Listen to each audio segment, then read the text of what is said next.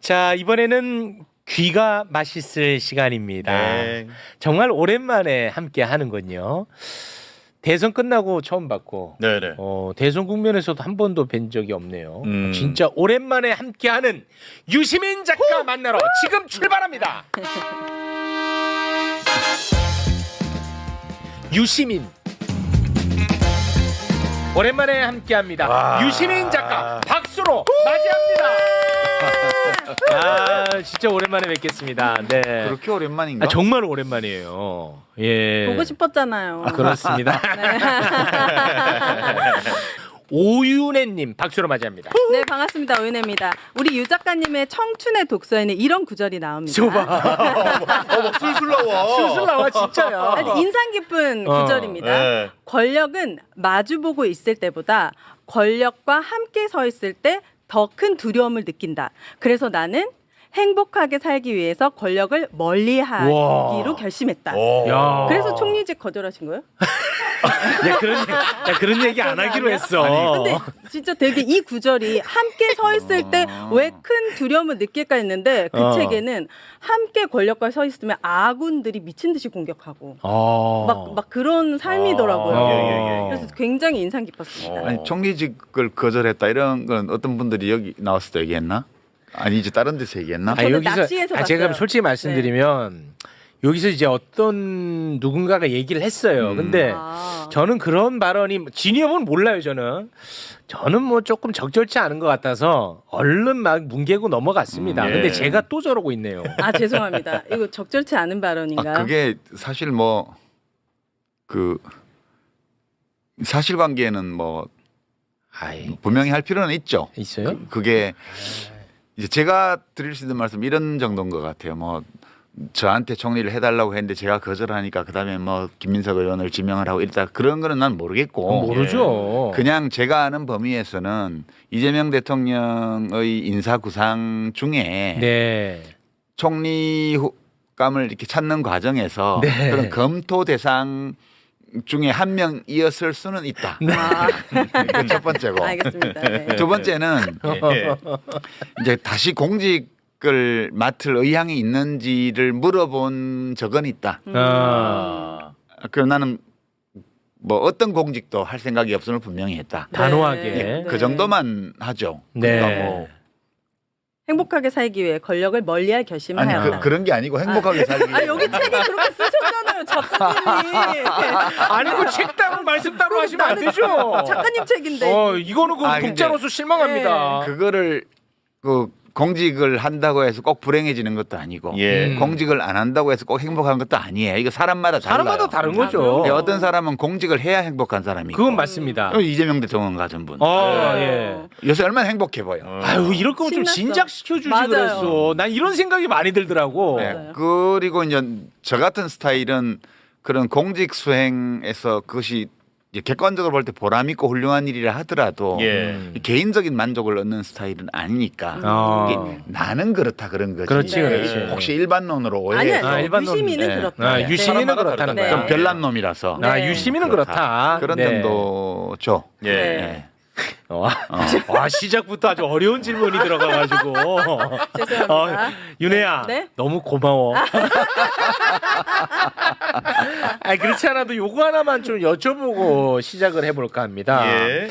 유시민 작가님과 우리 매불쇼 그동안에 함께하면서 윤석열을 이겨내는데 큰 도움을 받았단 말이에요. 그래서 그냥 오로지 그냥 개인적으로도 너무 감사하고 개인적으로도 큰 위안이 됐거든요. 예. 근데 유시민 작가님이 정치평론 하지 않겠다. 그리고 그 민들레 칼럼을 또 쓰지 않는 것 같더라고요. 진짜요? 이게 또 어떻게 된 사연인지 제가 그게 좀 궁금해가지고요. 뭐 그럴 필요까지 있으신가 해서. 뭐 정치 비평을 안 하겠다 이런 건 아니에요. 되도록 좀 안 해야 되겠다는 마음을 먹었고. 왜 그래요? 그리고 이제 민들레 칼럼도 이제 그게 제가 하는 제일 중요한 정치 비평이었는데 네. 그 2주에 한 번씩 이제 글이 안 써지는 거예요. 그래서 제가 이제 시민 언론 민들레에는 글이 안 써져서 못 쓰겠다고 얘기를 했어요. 아 그래요? 네, 근데 여러 이유가 있는데 제가 사실은 2016년 2017년 그 박근혜 탄핵되고 나서 좀 되게 좋았어요. 그때 뭐 TV 예능 프로 같은 데 나가고 말실신잡 이런 알쓸신잡 거. 이런 거 하고 그래서 뭐 맞아. 사람들이 저 인간 저 몹쓸 인간인 줄 알았는데 맞아. 알고 보니 괜찮네 뭐 이런 얘기 듣다가 네네. 2019년도에 조국 사태 터지면서 이제 정치 비평 형식으로 참전을 한 거죠. 그 조국 사태에 참전을 하면서 이제 활발한 정치 비평을 그때부터 해서 약 7년 가까이 그걸 했어요. 했는데 이제 제가 매불쇼는 재작년 이맘때 문과남자의 과학공부 그 책 내고 나서 나왔던 것 같아요. 한 2년쯤 전에. 그랬는데 제가 이제 그거 하면서 그 정치 비평이 때로 좀 힘든 일이거든요. 근데 제가 제일 힘들었던 거는 이게 다른 비평가들에 대해서는 정치권에서 비평가에 대해서 공격하지 않아요. 아니 뭐 아무렇게나 해도 뭐 이번에 뭐 무슨 뭐 국힘당이 뭐 170석을 한다 이런 얘기를 하는 사람 했다고 해서 국힘당에서 공격하거나 민주당에서 비판하거나 하지 않아요. 근데 이제 비평가들끼리는 할 수 있죠. 근데 제가 하는 비평에 대해서는 비평가들이 막 비난을 하고 막 왜곡하고 할 뿐만 아니라 국힘당에서도 공격을 해요. 때로는 막 민주당에서도 마음에 안 든다고 막 그러기도 하고 이게 되게 부담되는 일이잖아요. 부담될 수 있죠. 맞아요. 근데 그게 왜 나만 유독 그러지? 그게 꼭 뭐 그분들 잘못은 아니고 내가 비평이라는 형식을 빌렸지만 조국 사태 때부터 참전해서 윤석열 일당과 6, 7년간 싸워왔잖아요. 그러니까 이제 사람들이 보기에는 저거는 윤석열하고 싸우는 사람 이렇게 인식이 되는 것 같아요. 네, 그런데 이제 제가 하다 보니까 사실 문재인 대통령 시절에는 제가 사실 좀 약간 책임감을 느꼈어요. 문 대통령께 제가 일은 안 하지만 밖에서 힘넣어드리겠습니다. 이렇게 말씀드린 적이 있어서 그게 밖에서 좀 해야 된다는 어떤 의무감 같은 게 좀 있었죠. 그리고 이제 이재명 대통령이 지난번에 낙선할 때 그때는 그런 의무감보다 난 아무것도 약속한 게 없으니까 내가 무슨 부채의식을 가진 것도 아니고 그렇죠. 개인적으로 아주 친분이 깊은 사이도 아니고 근데 너무 마음이 이제 안쓰럽고 정말 그렇게 사방에서 공격받으면서 모함 받고 악마화 당하고 이런 걸 보면서 저렇게 어려운 환경에서 태어나서 자란 사람이 정말 민중의 성원을 받으면서 최고 권력자의 자리에 올라서 좋은 정치를 펼치는 거 이걸 되게 보고 싶다는 생각이 많았어요. 그래서 그걸 또 했거든요. 근데 지난번에 됐으면 좋았는데 안 돼가지고 또 떨어졌네. 그리고 윤석열이 이제 엉망으로 국가를 운영을 하고 막 횡포를 부리고 결국 계엄령까지 가니까 계속 싸웠단 말이에요. 그렇죠. 그 과정에서 선거 비평도 하게 되고. 근데 때로는 내가 하는 비평이 민주당 쪽에 도움이 될 때도 있겠고 또 하다 보면 뭐 민주당 쪽에서 저건 안 했으면 좋았을 걸 이런 거를 할 수도 있죠. 비평이라는 게 늘 그러니까. 그러니까 이제 도움되는 거가 있을 때는 그냥 지나가고 좀 민주당 입장에서 볼 때 저거는 좀 다르게 했으면 좋았을 걸이라든가 이런 게 되면 공격해요? 공격을 하는 게 아니라 이제 비판. 뭐 우리하고 관계 없다고 한다든가 진짜요? 아니면 심지어는 그러지 말라라고 한다든가 이렇게 한단 말이에요. 네네네. 아니 나는 비평하는 사람인데 민주당 당원도 아니고 정치하는 사람도 아니고 그냥 비평하는 사람인데 참 힘드시네. 그러니까 이제 그게 힘드셔. 수많은 사람들이 선거 결과를 총선 결과를 예측을 했고 나도 그 중에 하나였는데 맞아. 나가 공격을 받았어요. 이번에 또 이제 대선 국면에서 또 그 김문수 씨 부인 설란영 씨 문제 때문에 어마어마하게 막판에 그랬잖아요. 그래서 제가 이거는 이제 하면 안 되겠구나 더 이상 이게 근데 그런 모르겠습니다. 생각을 많이 하게 됐죠. 아니 근데 그거는 일단은 영향력이 그만큼 있다라는 거 아닌가 하는 생각이 들어요. 물론 저는 힘들 것 같아요. 말씀을 들어보니까 참 쉽지 않으시겠다라는 생각이 드는데 저는 아무리 이야기를 해도 내 얘기를 받지 않아서 속상한 사람이거든요. 근데 이제 작가님은 이제 그만큼 영향력이 있다라는 이제 방증이죠. 그래서 이제 이재명 대통령은 대통령이 됐잖아요. 네. 그리고 잘 하실 거예요. 저는 옛날부터 잘 하실 거라고 믿었으니까. 네. 그리고 제가 무슨 빚을 진 거라든가 이런 게 없어요. 그냥 네네. 일방적으로 제가 이분이 대통령 되는 걸 보고 싶다. 그러면 되게 기쁠 것 같다. 일종의 인간 승리잖아요. 대단한. 네. 그런 거 보는 건 기분 좋은 일이잖아요. 네네네. 이제 그거를 잃었기 때문에 더 이걸 꼭 해야 된다는 어떤 책임 이런 것도 제가 굳이 가질 필요가 없는 관계이기도 하고. 네. 그래서 예, 그래서 이렇게 시끄러운데 때로는 나는 뭐 민주당원은 아니지만 그래도 내가 하는 활동이 그쪽에 좀 도움이 되기를 바라는 마음을 늘 가지고 해왔는데 그게 내 마음과 달리 안 그럴 때도 있잖아요. 뭐 그럴 수 있죠. 그러니까 그런 부담이 너무 커졌어요. 이번에 이 일을 겪으면서. 아니 근데 그러니까 안 써지는 거예요. 이게 아니 근데 요거 자기 하나는- 검열을 하게 돼요. 이렇게 쓰면 그러면 안 돼. 이게 안 써진다. 문장 하나를 쓸 때마다 네. 이것이 어떻게 악용될 위험? 이게 진짜. 아군한테 받는 상처가 더 깊고 커요. 아니 꼭 어쩌면. 아군한테 받는 것 때문이 그럴 것 아니라 같아요. 전체적으로 하든 이것이 그러니까 자기 검열을 너무 하게 되는 거예요. 그래서 글이 안 이거 써지시고. 진짜 유시민 상처 너무 크다. 그래서 맞아. 이렇게 자기 검열을 한 문장마다 한 단락마다 계속 검열을 하게 되면 네. 비평을 안 하는 게 맞겠다. 그 아니, 아니 어떤 선택이든 저는 매우 존중하고 지지합니다. 저는. 그래서 이제 저는. 매불쇼에 나올 일이 별로 없어져서 오늘 그래도 우리 시청자들한테 그 대선도 끝났고 하니까 한번 인사는 해야 되지 않을까. 네. 왜 못 나오는지 이야기 네. 좀 하고. 그럼 오늘 마지막이에요? 아니 안 그렇게 돼요. 내가 가만 안 있지. 그렇지. 근데 그 작가님. 근데 사실관계는 또 우리가 따져보는 게 중요하니까 작가님으로 인해서 이번 대선 국면에서 시끄러웠던 거는 현상이었어요. 그건 맞아요. 근데 그게 예를 들어 표를 깎아먹는 행위가 됐느냐? 그 데이터가 있어요? 저는 그거랑은 전혀 별개라고 보는 입장이거든요. 그 데이터로는 입증이 안 되고. 없죠. 근데 이제 다만 비평하는 사람으로서 네. 자기 자신의 비평 행위에 대해서도 비평적으로 볼 필요는 있어요. 그건 맞죠. 네. 그래서 일종의 자아 비판 같은 거를 한번 해보자면 네. 제가 이제 이 설란영 씨 관련 발언 중에 무엇이 문제가 돼서 이렇게 시끄러워졌을까 생각해봤어요. 이건 한번 정리를 해야 될 것 같아 당사자가. 그러면 당사자 말씀 듣기 전에 네. 제가 요거 잠깐 좀 말씀드릴게요. 저는 지난번 대선 국면에서 유시민 작가의 그 설란영 여사 관련한 발언 이것 때문에 개인적으로 혼자서 엄청 괴로웠던 사람이거든요. 뭐냐면 설란영 여사의 빙의를 해서 설란영 여사는 아마 이럴 것이다라는 이야기였어요. 네. 네. 그런데 그거를 두고 언론에서 뭐 여혐이다, 무슨 뭐 엘리트주의다라고 엄청나게 때렸단 말이야. 네. 그리고 방송에 나오는 논객들도 그걸로 엄청나게 비판 많이 하더라고요. 네. 여야할 것 없이 다 했습니다. 근데 저는 그걸 거의 대부분을 다 봤습니다. 이건 제 느낌이지만 그 해당 발언을 진짜 제대로 듣고 비평한다고 느껴본 적이 없어요. 처음에 만들어진 프레임대로 그 안에서 호적되더라고. 나는 그거를 다 듣고도 그 발언이 불편할 수 있다고는 생각합니다. 그건 뭐 각자의 몫이니까.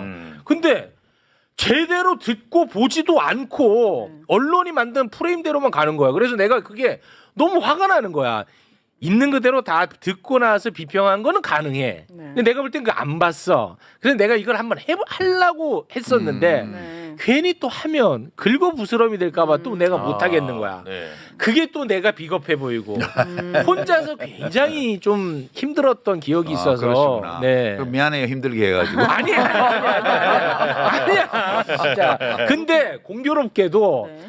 그때 그 빙의에서 했던 발언이 그러니까 추정이지 어떻게 보면 그 발언을 증명해주는 증언들이 나왔었어요 또. 네. 그래서 그런 건 별로 중요하지 않아요. 저한테 중요해요. 예. 그래서 오늘 그것만 한번 좀 듣고 갔으면 그래, 좋겠어요. 준비를 예, 해놨어요? 그거 하나만 좀 듣고 그런 가겠습니다. 것도? 그래서 네, 그래서 준비했어요? 허락해 주신다면 네. 유시민 작가의 원 발언 보고 네. 그거를 증명해주는 발언 이렇게 두 개 연결해서 네네. 보겠습니다. 됐죠? 예. 네, 일단 그러면 유시민 작가의 그 문제가 됐던 그 발언부터 일단 한번 듣고 옵니다.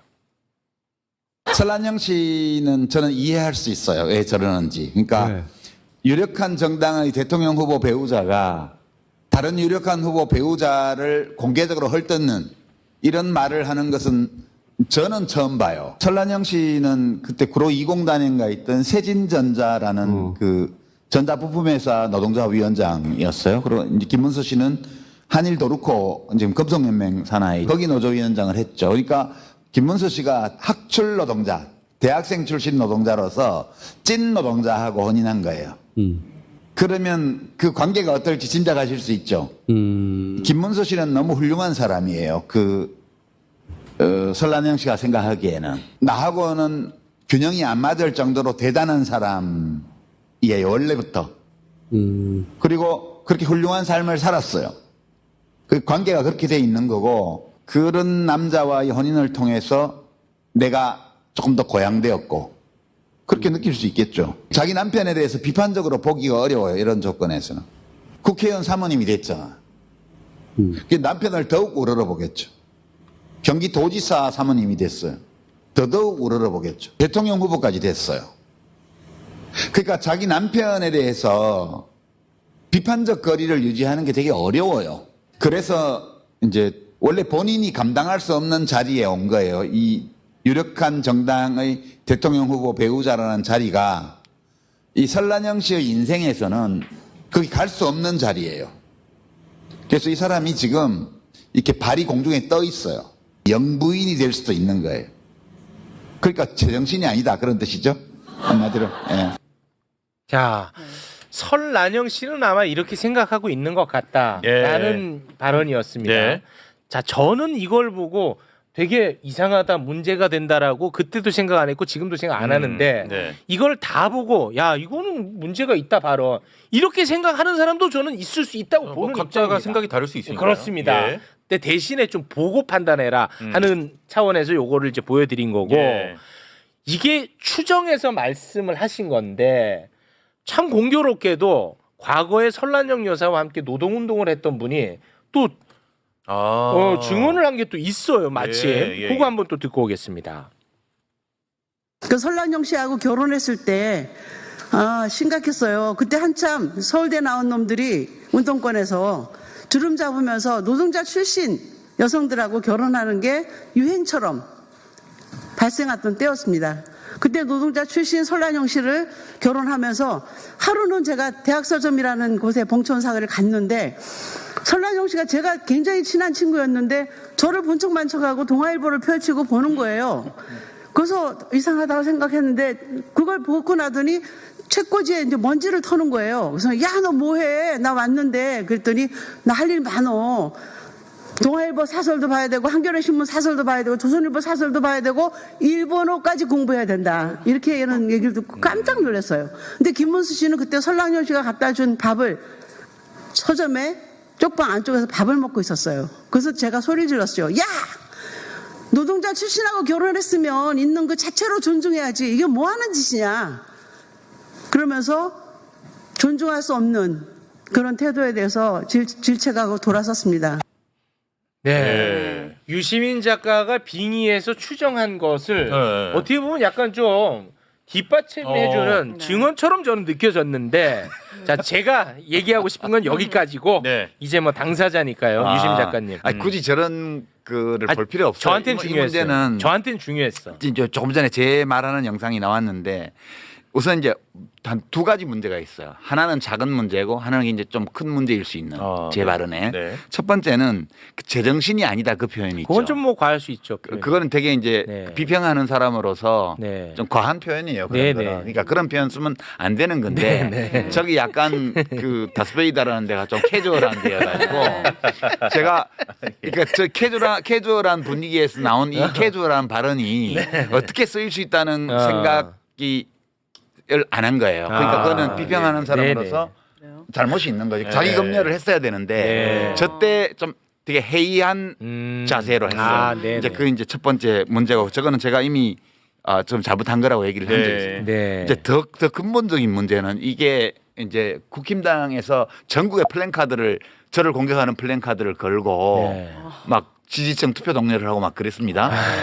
그러니까 뭐 일개 비평가의 발언을 놓고 그런 유력한 없죠. 정당이 전국의 플랜카드를 며칠간 걸고 막 유세장에서 떠들고 막 뭐 종편 이런데 대담에 나와가지고 공격하고 이런 사례를 저는 듣도 보도 못했는데. 그렇습니다. 그래서 유시민 찍겠다는 사람도 많이 나왔어요. 인지도 너무 올라가가지고. 아니 출마도 안 했는데. 근데 아까 제가 한 발언 중간에 보면 학출 노동자 김문수 씨가 찐 노동자 설란영 씨하고 혼인했어요. 이렇게 말을 하고 나서 네. 그 관계가 어떨지 짐작하실 수 있죠. 이렇게 말을 했어요. 그건 잘못된 말이에요. 그게 제일 큰 문제가 있는 발언인데. 그러니까 저는 대학 출신 노동운동가하고 찐 노동자가 혼인한 사례를 여러 알아요. 제가 네네. 80년대에 활동할 때 아까 또 이제 어떤 노동운동가 분이 말씀하신 것처럼 그 유행처럼 할 때 해가지고 그런 커플들을 여러 알거든요. 네네. 근데 어느 커플도 김문수 설란영 커플 같지 않았어요. 그때도 이미. 예. 그 남편을 쥐고 흔드는 분도 있었고요. 네네. 예, 그 관계가 다 부부마다 달라요. 네네. 근데 제가 찐 노동자하고 대학생 출신 노동운동가가 혼인하면 관계가 불균등해진다라는 것을 아주 일반론적인 것처럼 말을 해버렸잖아요. 제가 전날 저 얘기를 한 것은 김문수 설란영 부부의 개별적 사례에 대해서 내가 정보가 많고 과거에 인연이 있기 때문에 그 사람들이 왜 그러는지를 한번 이해해 보자는 입장에서 그 구체적인 사례 하나를 얘기를 한 건데, 그러니까 설란영 김문수의 관계가 이러하다 여기에 논의를 한정해야 되는데 네. 저 발언은 이 관계를 아주 일반화할 수 있는 발언이에요. 이제 그러니까 이게 잘못 말한 거기 때문에 이걸 가지고 확대 해석하면 이제 여성 비하, 학력 차별, 그죠? 노동 비하 이렇게 확전시킬 수 있는 거예요. 그러니까 저 잘못은 저 부부의 사례를 구체적으로 설명하는데 그쳤어야 되는데 한정했어야 되는데 일반화할 수 있는 형식으로 그 얘기를 한 거예요. 일부 내용이. 작가님, 제가 네. 뭐 너무 호의적인지 너무 편파적인지 모르겠는데 저는 저거를 이렇게 받아들여서 문제 없다고 생각했던 네. 것 같아요. 두 사람이라면 그렇게 될 관계가 것이다. 된 거 아니겠습니까? 라고 저는 받아들였던 거예요. 그렇죠. 그렇게 받아들이면 좋은데 맥락상 그렇잖아요. 아니, 그렇게 안 받아들이고 만반의 준비를 갖춘 사람들이 널려 있는 게 이 세상이잖아요. 그러니까 비평하는 사람은 아니 그 맥락이라는 게 있잖아. 그러니까 비평하는 왜 또 굳이 사람은 그렇게 말씀하세요? 그리고 저들이 이렇게 공격하는 거는 이렇게 작가님처럼 자기 비판이 가능하고 반성할 걸 아니까 오히려 물어뜯는 거예요. 아니 그게 아니라 그래서 내가 이거 좀 길지만 다 틀은 거야. 네. 맥락이 있었잖아. 아니 맥락이. 그러니까 이제 그다음 들어봐요. 네네 알겠습니다. 근데 모든 사람이 최욱 씨나 우리 오연혜 씨처럼 저하고 뭐 이렇게 방송도 하고 이래서 되도록이면 객관적으로 해석해 주려고 노력하는 분들만 있는 세상이면 이렇게 안 돼요.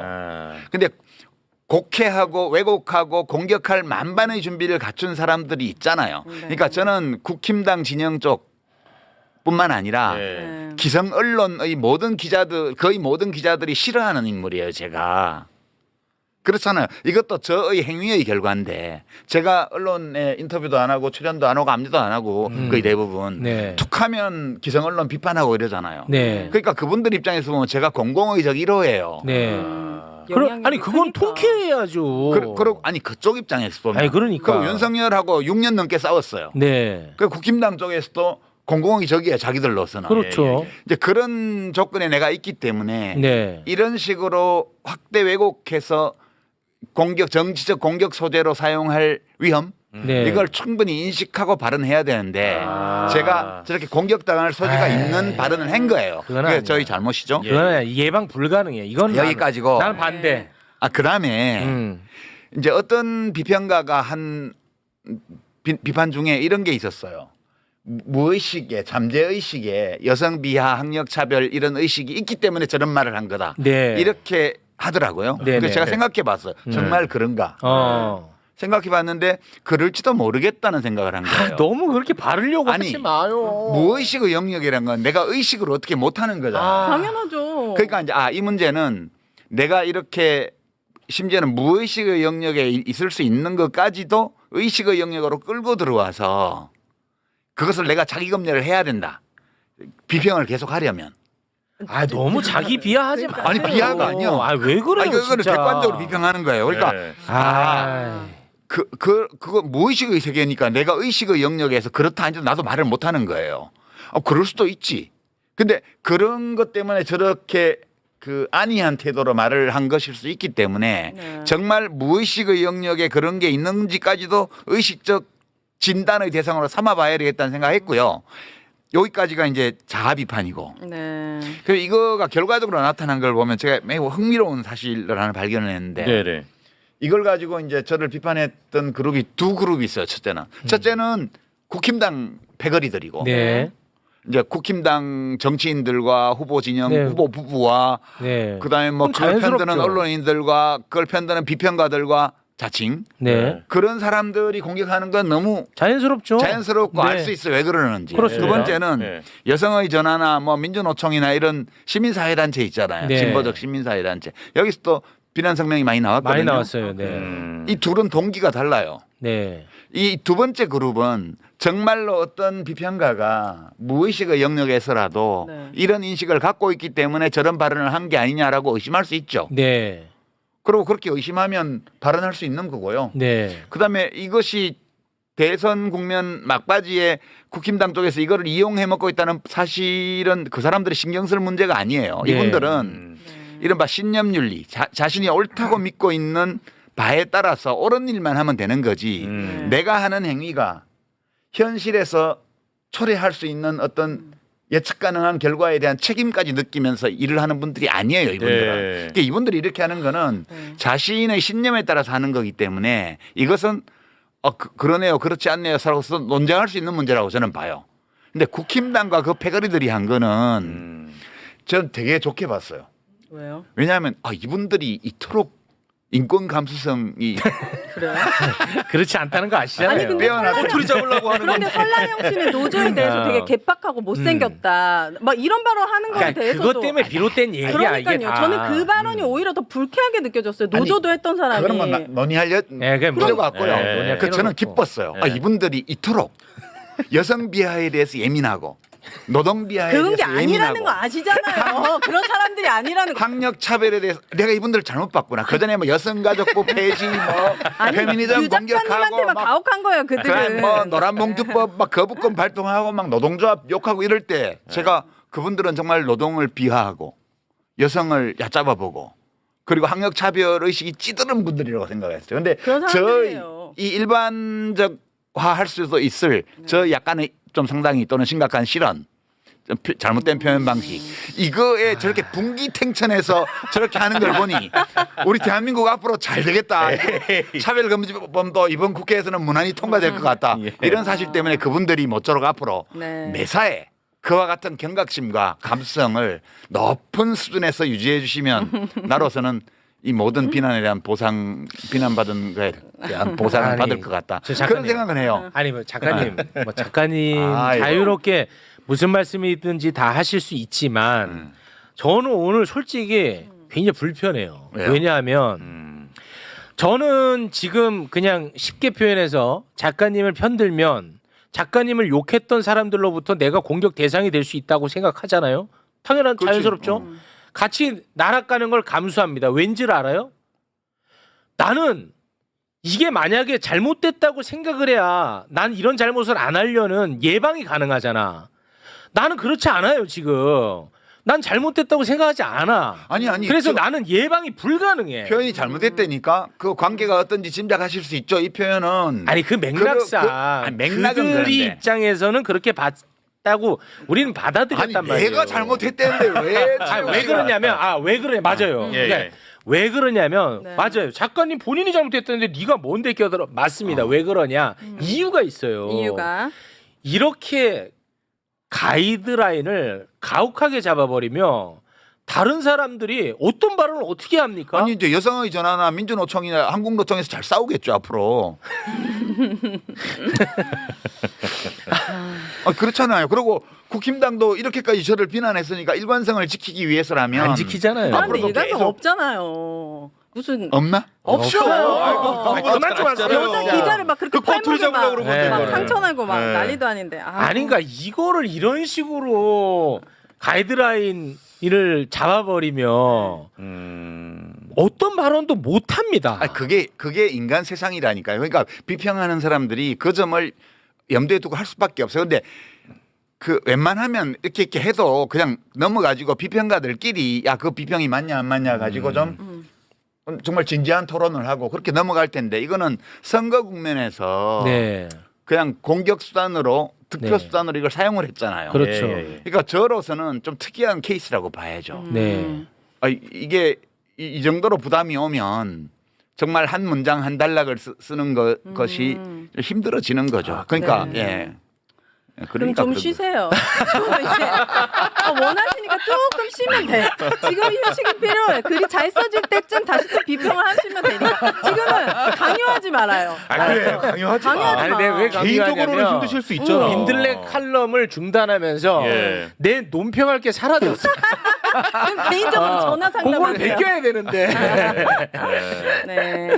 아니 그리고 또 너무 이렇게 또 상처받고 위축된 것 같아서 또 제가 그것도 가슴이 좀 아프고 아니, 이건 개인적인 감정입니다. 상처받은 건 아니에요. 예. 이게 되게 무서운 일이구나 이게. 아니 그거는 맞죠. 그런 거고 내가 신중할 필요는 있죠. 스스로 감당하기 어려운 정도의 그런 일이 생기는 네. 이 행위를 계속하면 그건 곤란하잖아요. 모든 일이 다 나로 인해서 생기는 건데 네. 나로 인해서 생기는 일을 내가 갈무리를 하기가 어렵다라고 느끼면 나로 인해서 그 일이 생기지 않도록 하는 수밖에 없는 거 아니냐. 에이 그건 아니죠. 그렇게 보는 거죠. 아니 그 독립운동가를 친일파들이 다 손가락질했는데 그럼 독립운동가로부터 비롯된 건데 독립운동 하지 마요? 독립운동가도 그 일본 제국주의와 친일파들한테 빌미를 제공하는 경우에는 네. 그거에 대해서 그런 빌미 어차피 싸우는 관계잖아요. 네네네. 그러니까 우리가